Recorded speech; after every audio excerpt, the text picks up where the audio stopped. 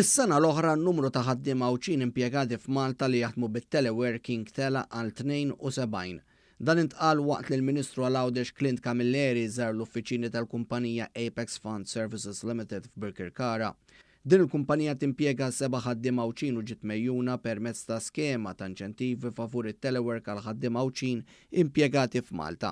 Id-Direttura Turiżmu l Iżvilupp Ekonomiku fih dan il-Ministeru Għawdex Ronald Sultana spjega l kumpanija Apex Fund Services ingħatat appoġġ finanzjarju minn aspett ta' xiri ta' apparat teknoloġiku kif ukoll qed tingħata appoġġ rikorrenti ta' rimbors parzjali tas-salarju ta' dawn il-ħaddiema. Ma' Sultana naqdet id-Direttur Maniġerjali ta' Apex Paul Woko li rikonoxxiet l-għajnuna tal-Gvern. Ninsab sodisfatta ħafna b'din it-tip ta' inizjattiva għal li għenitzina namlu l-GoZo Teleworking Scheme.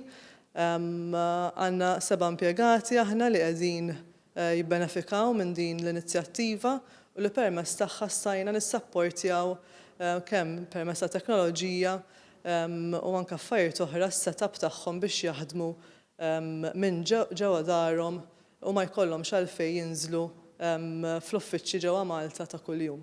Waqt iż-żjara li għamel Ministru Clint Camilleri qal il-GoZo Teleworking Scheme issa daħlet fit-tielet sena tagħha u konferma li se tibqa' titħaddem żgur għas-sentejn li ġejjin.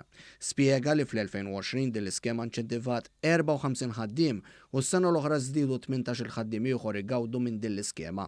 Il-Ministru Camilleri qal li mill-bidu tal-iskema l-Gvern iffinanzja madwar 150,000 euro f'rimbors. Il-Ministru temm jgħid li din l-iskema hija fost l-inċentivi li l-Ministeru Għawdex qiegħed jieħu sabiex ikompli jżid ix-xogħol f'Għawdex u għall-Awċin.